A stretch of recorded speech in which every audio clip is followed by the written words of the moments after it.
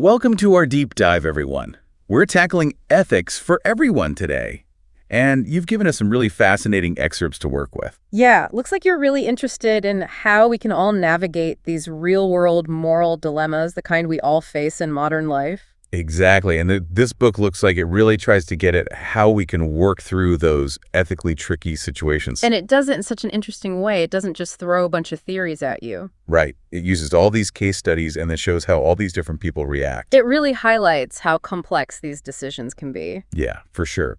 But before we get to those situations, it does seem like the book tries to give us some ethical grounding first. Oh, definitely. It explores some of the main ethical theories out there just to kind of set the stage. Yeah, so it starts by acknowledging that modern life is full of these moral uncertainties, unlike, simpler societies that had more fixed customs. Mm-hmm. Like, I thought it was really interesting how they used that example of the Kenyan brothers who were just shocked that Americans would send their elderly parents away to nursing homes. Right. It really shows how globalization and these cultural shifts are creating moral challenges all over the globe now. Yeah, totally. And it leads to the point that there really aren't easy answers to a lot of these dilemmas. Definitely. Even something like the Ten Commandments, they need interpretation in our modern context. Okay, so let's get into these different approaches to ethics. Okay. This is where it gets really fascinating for me. Yeah. The book talks about virtue ethics, consequentialist ethics, and principled ethics.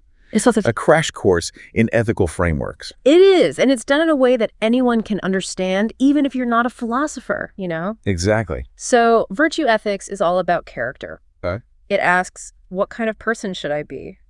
And encourages us to develop virtues like honesty, compassion, courage, all those good things. So it's not just about the right decision in one situation. No. It's about developing your character over time. Exactly, like building those ethical muscles. I like that analogy. Then you have consequentialist ethics, Okay. and that focuses on the outcomes. Mm-hmm. So the main question there is, what action will produce the best results for everyone involved? Okay, so it's very results-oriented. Very much so. And then principled ethics is all about those universal moral rules or principles, no matter the situation. Right. It really emphasizes duty and rights and justice. So it's a very rule-based approach. Yes. Focusing on what's right according to those principles, even if the outcome might be difficult. But here's what I found really interesting. The book admits that each theory has limitations. Oh, for sure. Like, how do you choose between competing virtues? What about those unintended consequences? When should principles be overridden? It's not as easy as picking a theory and just applying it without thinking. Absolutely. It's not one size fits all at all. Moral judgments, they're complex and they depend on so many things, the facts, how we interpret them, personal values, cultural background, and more. Right. And that's where this ethics quiz in the book comes in. It helps us think through those complexities. So are you ready to try out some of these ethical dilemmas? Let's do it. I'm really curious to see what we come up with. All right, so let's jump into this first scenario. Imagine you're 15 years old and you've been confiding in your friend's mom, Nicole. She's always been a good listener, and now you tell her you've saved up enough money to run away from home. Oh, wow. She tries to talk you out of it, but you're determined to leave. Oh, What should Nicole do? Does she keep your secret or tell your parents? that's a tough one. What would you do? It's really tricky because you have that promise of confidentiality, but then you also have this young person's well-being to consider. Yeah. It really gets at that tension between loyalty and responsibility. The book has all sorts of reactions to this. Some people think Nicole should respect the teenager's privacy, even if it means they could get hurt, Yeah. while others believe she absolutely has to intervene. It makes me think about things like professional confidentiality. Oh, yeah. Like doctors, lawyers, therapists. They all face these kinds of dilemmas all the time. They do. The book actually connects this scenario to those professions. Oh, interesting. Like pointing out how they constantly have to balance the need for trust with the duty to protect. And it's interesting how the book points out that even professional confidentiality has its limits. Right. Like doctors are legally required to report gunshot wounds. Sometimes the potential harm to the individual or even to society is just too great to keep a secret. Exactly. It's not always clear-cut. No, not at all. It can be really hard to figure out what the right thing to do is. Okay, ready for another one? Yeah, hit me. This time it's about family secrets. Imagine you discover that your sister was adopted as a baby. Okay. Your parents have kept it a secret all these years. You believe she has a right to know the truth, but your parents are adamant about keeping it quiet. Do you reveal the secret or honor your parents' wishes? Oh, this one really digs into family dynamics and the ethics of telling the truth. It makes you think about whose interests are more important, the individual's right to know or the family's desire to protect itself. Right. It's so complicated. What stands out to you the most in this one? For me, it's that potential for harm that secrets can have, Yeah. especially within families. The book really explores how undisclosed secrets can break down trust and lead to feelings of betrayal. It's true. But it also brings up the counter-argument that parents have the right to make decisions for their children, Right. even if it means keeping some information private. It's a fascinating debate, for sure. And then, of course, you have that added layer of loyalty. Mm-hmm. Who do you side with, your parents or your sister? Yeah, you're stuck in this moral maze.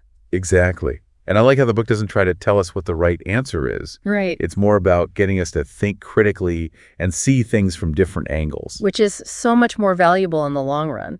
Okay, so let's move on to some even more complex scenarios from the book. Okay. This one really got me thinking.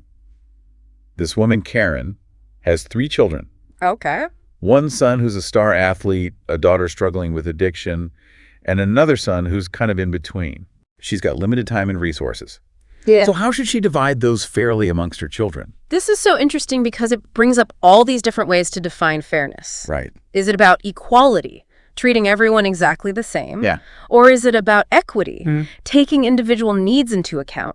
Or maybe it's about recognizing merit and rewarding effort. There are just so many different angles to consider. Totally. And it really builds on that idea from earlier that even something as basic as fairness is up for interpretation. Absolutely. Like, I was fascinated by that example of the Akamba people in Africa. Oh, yes. They'd rather divide scarce medicine equally among 2 very sick patients, Wow. even if it means they both might die, rather than choosing to save one over the other. That's powerful. It Yeah. just shows how deeply cultural values can shape our moral compass. It really does. Yeah, And it adds another layer to Karen's dilemma, right? definitely. She has to think about not only her values, but also the specific needs of each child. Should she prioritize the child who's most vulnerable, even if it means the others get less attention? Or should she aim for some sort of balance, even if it means no one gets everything they need? It's a tough balancing act. It is. It raises so many questions about parental responsibility and how to balance individual needs with the well-being of the whole family. It's something a lot of parents probably struggle with in some form or another. Sure. Okay, this next one might spark some debate. Okay. A hospital is struggling financially. A wealthy donor offers a huge sum of money, but there's a catch. He made his fortune illegally. Oh, wow. So should the hospital accept this dirty money? That's a classic ethical dilemma. Does the end justify the means? Can you use money from a bad source for a good cause? And what message does it send to accept it? Right. What are your initial thoughts on this one? It's hard to say. I'm kind of torn. Me too. On one hand, the hospital desperately needs this money to help people. Yeah. But on the other hand, taking money from a criminal feels like you're saying, it's okay what he did. Exactly. The book shows us perspectives from all these different people: the hospital board, the doctors, parents of potential patients, even an ethics professor. It's fascinating to see how they weigh the different factors. It's a perfect example of how these real-life dilemmas rarely have easy solutions. You have the needs of the community on one side and the source, the funds, on the other. Yeah. Plus, there's that whole question of reputation. Right. Does taking the money hurt the hospital's image? Does it look like they're condoning the donor's past? It really pushes you to think about practical concerns alongside moral principles. For sure. There's no simple formula here. Nope. Okay. Are you ready for a truly tough one? This one really stopped me in my tracks. A close friend is suffering from a terminal illness, Okay. and they want to end their life. They're physically unable to do it themselves, and they ask for your help. Would you assist them in committing suicide? Wow. This is one of the most challenging dilemmas we face as humans. It really forces us to think about some fundamental questions. The value of life, the right to autonomy, and the limits of compassion. It's not something to be taken lightly. What are your initial thoughts on this one? It's just so hard to even think about. Yeah. The book shows all sorts of perspectives on assisted suicide, from those who believe in individual choice and the right to die with dignity, to those who emphasize the sanctity of life and the potential for abuse. It's such a personal and often divisive issue. It really is. And the book also explores the legal and moral differences between withholding life support, which is sometimes accepted, Right. and actively helping someone end their life, which is still very controversial. It is. It's such a complex issue with so many implications. Yeah. It also makes me think about the emotional toll it would take on everyone involved. Oh, absolutely. It's not just about principles. It's about real people facing incredibly difficult choices. It is. Okay, one last scenario for this section. Okay. Imagine you're a job developer working with refugees. You get a call about a great opportunity at a company that makes military weapons. But you personally oppose military spending. Do you tell the refugees about the job, or do you let your own personal beliefs guide your professional decisions? That's a really relevant one for today's world. It is. It brings up that whole question of personal conscience in the workplace. Right. Can you separate your personal beliefs from your professional duties? Should you? And where do you draw that line? Yeah, it's about navigating those sometimes conflicting roles. Exactly. The book gives a few different viewpoints on this. Some say you have a duty to serve your client's best interests, even if it means putting your own moral objections aside. Others think that compromising your values will ultimately undermine your work. And your integrity. Exactly. It's finding that balance that's tough. And it also highlights how interconnected our choices really are. That's true. Like, how do our everyday actions, the products we buy, the careers we choose, either contribute to or challenge the systems we may disagree with? That's a really powerful point. It reminds us that even small decisions can have big ethical consequences. Yeah. And that our personal values can and maybe should guide our choices. Exactly. You know, it's amazing how this book takes something as everyday as buying a car and shows us all the ethical considerations that go into it. It really does. Like that story, the Wallaces. Yeah. They chose to buy an American car, even though they knew foreign cars were better quality and more fuel efficient. Right. They were willing to sacrifice a little bit to support American workers and the economy. It really shows that struggle between doing what's best for you and what's best for others. Yeah, like, do you focus on your own needs or the impact you have on everyone else? The book doesn't tell you what's right or wrong, but it makes you think about the consequences of your choices. Definitely. Yeah. And it made me think about how much personal sacrifice is really required of us. That's a good point. Are we always obligated to choose the most ethical option, even if it's inconvenient or expensive? It's a tough question. The book really encourages us to examine our priorities and think about how our choices affect others. Yeah, and this next case study is all about those little white lies we tell ourselves. Oh, yeah. Like, remember Catherine? She got a parking ticket on a Sunday, even though the sign said no parking Monday, Friday? Right. She could have fought it and probably gotten off, but she decided to just pay it, even though she thought it was unfair. That one really hit home for me. Yeah. It shows that conflict between following the rules and what we think is the spirit of the law. Yeah. Like, is it always morally right to obey a rule, even if we think it's unjust or doesn't apply? It's something we've probably all thought about. It's like that classic dilemma. Do you follow your conscience or the rules, even when they seem wrong? Exactly. The book presents arguments for both sides. Some say that respecting the law is crucial for society to function, even if we don't agree with it. Right. Others say that blindly following rules without thinking about the context can lead to injustice. That's true. Catherine's case also brings up the idea of personal integrity. Yeah. Even though she thought the rule was silly, she felt like she had to pay because she technically broke it. It was about being true to herself. That's a good point. Okay. Okay, get ready for this last one. It's a real head scratcher. Okay.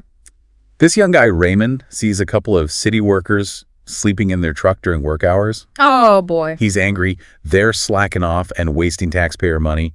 So he calls their supervisor to report them. Wow. So was he right to do that? What do you think? It's tough, right? Yeah. It's about that line between civic duty and being kind of a busybody. Yeah. Where do you draw the line between holding people accountable and overstepping your boundaries? Something we probably all face. We've all seen things that seem wrong. Right. But when do you step in and when do you mind your own business?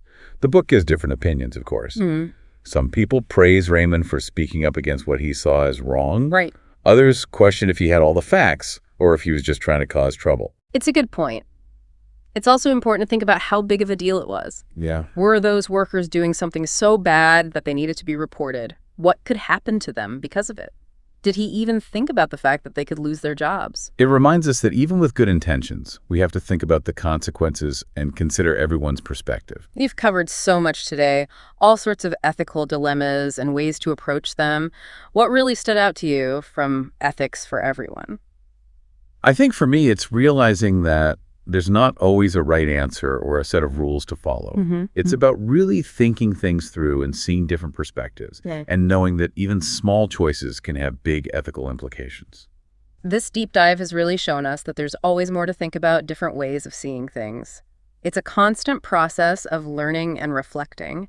Hopefully this conversation has given you some things to think about as you go through life and all its complexities. It definitely has. It's incredible how this book has shown me just how much of our lives have these ethical dimensions. It's given us a lot to ponder, and I'm sure these are questions we'll keep asking ourselves long after we're done here. Thanks for joining us on this deep dive into ethics for everyone.